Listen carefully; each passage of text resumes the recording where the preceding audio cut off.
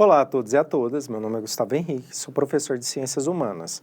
Na aula de hoje vamos continuar falando sobre a Guerra Fria e como o sistema capitalista e o próprio Estados Unidos acabou influenciando a ditadura na América Latina. Vamos para o slide. Nossa aula sobre Guerra Fria, Estados Unidos da América e ditaduras na América Latina. Então, no século XX, houve uma série de ditaduras na América Latina, principalmente no Brasil. Vamos ter diferentes países como Caribe, América Central e a própria América do Sul, tendo várias experiências ditatoriais que vão ser marcadas por um terrorismo de Estado. O que é um terrorismo de Estado? É quando o próprio Estado promove ações de terrorismo contra a sua sociedade. Então, essas ditaduras, elas foram fortemente influenciadas pelos Estados Unidos. Inclusive, algumas acabaram sendo patrocinadas pelos Estados Unidos devido ao seu temor de que esses países acabassem cedendo ao desenvolvimento da economia e política e ideologia socialista e comunista ali que eram construídas e disseminadas pela própria União Soviética. Voltando aqui para o slide. Então, nesse movimento, vamos ter os seguintes contextos da ditadura. Na segunda metade do século XX, vai ficar marcada na história da América Latina a grande quantidade de ditaduras militares que vão ser implantadas em diferentes países dessa região. Então, vamos ter uma das principais que mencionamos para vocês, que foi a ditadura que aconteceu aqui no Brasil, com um golpe civil-militar de 1964, que foi instaurado aqui. Vamos ter outras que vão acontecer no Paraguai, no Uruguai, Argentina, Chile, Peru, Bolívia, Guatemala, República Dominicana, entre outras. E essas ditaduras, além delas serem conservadoras, elas vão ser conduzidas, em sua maioria, por militares. E a implementação delas está diretamente associada com o cenário ali da Guerra Fria. Como eu mencionei, essas ditaduras sendo patrocinadas pela rivalidade existente ali entre Estados Unidos e a União Soviética, em que os Estados Unidos vai enviar dinheiros, vai patrocinar a especialização desses militares e também divulgar assim para que esses militares criem, um sistema voltado mais para a alavancada do capitalismo em seus países. Vamos então, a partir da década de 1950, no final dela, o governo norte-americano, tendo essa necessidade de aumentar a sua influência sobre o próprio continente, e vai dar início a essas ações nos países da América Latina, buscando o quê? Enfraquecer movimentos de esquerda por meio de uma instauração de ditaduras militares, cada uma de viés conservador. Então, nisso, vamos ver muitas dessas ditaduras pregando ideias de que o socialismo ou o comunismo era uma ameaça para a nação, de que existia uma tentativa de golpe soviético nesse país ou nos países da América Latina, inclusive associando eles muito com ideias de inimigos ou de sistemas de espionagem. Voltando aqui para o slide.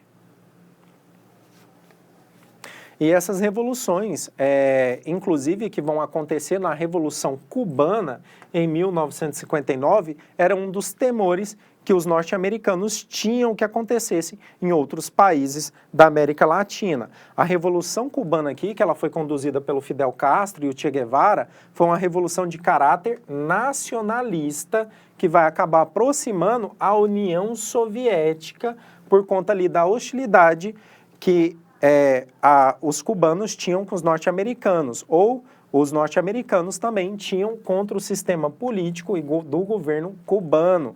Então, a Cuba vai se aproximar da União Soviética, causando assim um temor em que os norte-americanos tinham de outros países da América Latina ali se aproximarem também da União Soviética e, por conta disso, eles vão trazer essa forma de auxílio da instauração de ditaduras militares de viés conservador para a América Latina, no qual vamos ter os Estados Unidos, então, procurando criar um caminho para intervir de forma diplomática e economicamente na América Latina, no que eles denominam como Operação Pan-Americana.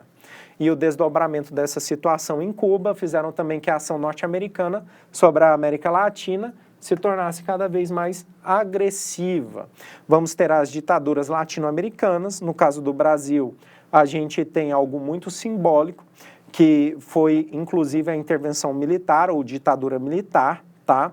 Que vamos ter de um ponto de vista estratégico, justamente porque o próprio Brasil é um dos maiores países ali referentes a isso, então tinham esse grande temor norte-americano de que o próprio Brasil acabasse virando um país comunista ou socialista. Então, por isso, tem muito dessa intervenção e desse patrocínio estrangeiro na ditadura militar que aconteceu, ocorreu aqui no Brasil. Voltando aqui novamente para o slide. Então, vamos ter um alinhamento nesse período de um avanço de pautas progressistas barrado em que o alinhamento político brasileiro com interesses cada vez mais conservadores dos Estados Unidos se estabelece aqui. Inclusive, é nessas fases militares que vamos ter o cone sul do continente sendo muito influenciado. Aqui é uma imagem do cone sul do continente, em que vai surgir diversas ditaduras nessas regiões. Então, elas vão ficar muito marcadas pela essa prática de terrorismo do Estado, como mencionamos, e no que vamos ter sequestros de cidadãos, vamos ter também uso de torturas, tá? Atentados à bomba que vão acontecer, execuções, desaparecimentos de cadáveres também, entre outros tipos de práticas. E na década de 1950, vamos ter o Paraguai, que já vivia num sistema de ditadura civil-militar, que vai durar de 1954 a 1989, sobre o comando do general Alfredo Stroessner, em qual vamos ter um golpe contra um presidente constitucional, Frederico Chaves, buscando assim e desenvolvendo assim também um apoio econômico dos Estados Unidos ali naquela região.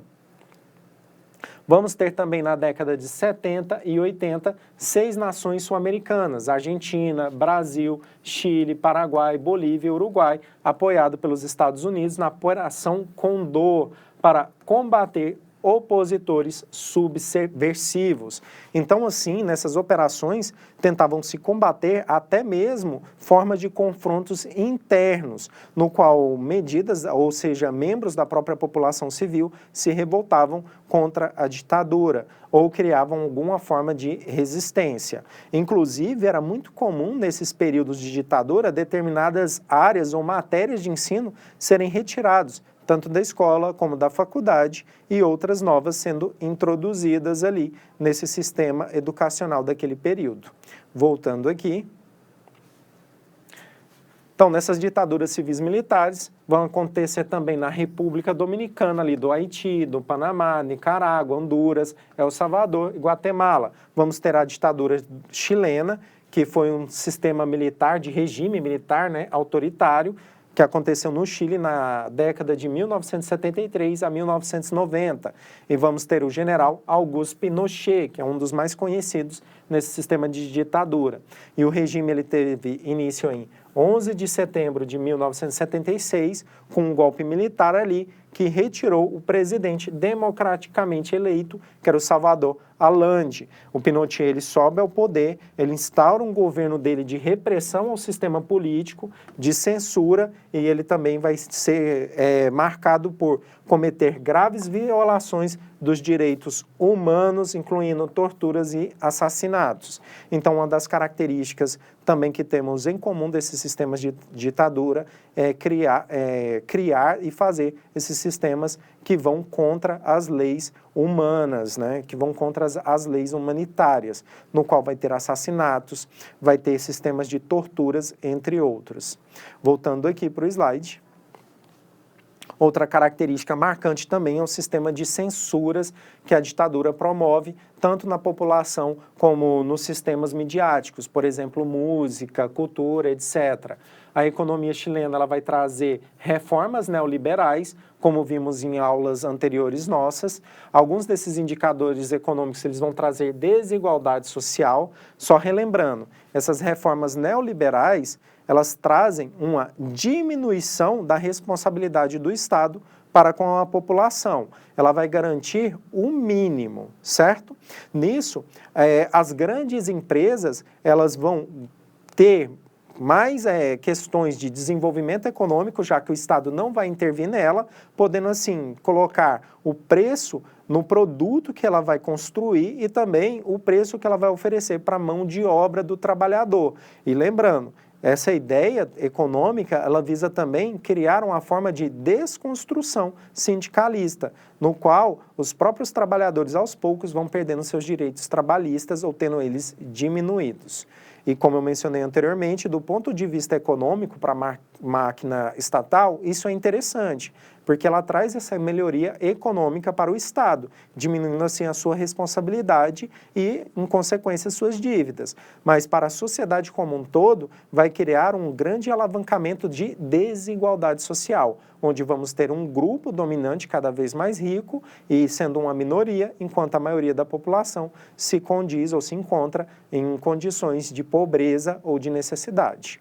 Voltando para o slide.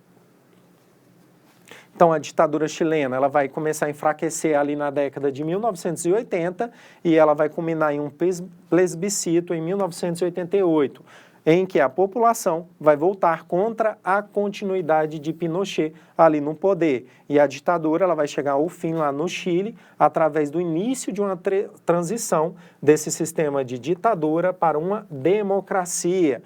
E o Pinochet vai deixar a presidência, mas ele vai manter uma influência política como comandante do Exército até 1998 e como senador vitalício posteriormente. Vamos ter uma ditadura ali na Argentina, conhecida como Processo de Reorganização Nacional. É um período também de governo autoritário, em que vai acontecer em 1976 a 1883. A ditadura vai começar em 24 de março de 1976, com um golpe de Estado que vai derrubar o presidente Isabel Perón. É comum a gente ver essas ditaduras também, elas sempre trazerem uma forma de golpe contra o Estado e de tentar retirar ou revogar o sistema democrático. Então, assim, a gente vai ter uma instalação de uma junta militar sempre liderada aí por um general. No caso aqui, era o Jorge Rafael Videla. E esse período também vai ter uma intensa repressão política, censura e violação massivas dos direitos humanos. E a economia argentina também, ela vai sofrer mudanças drásticas sobre o comando militar.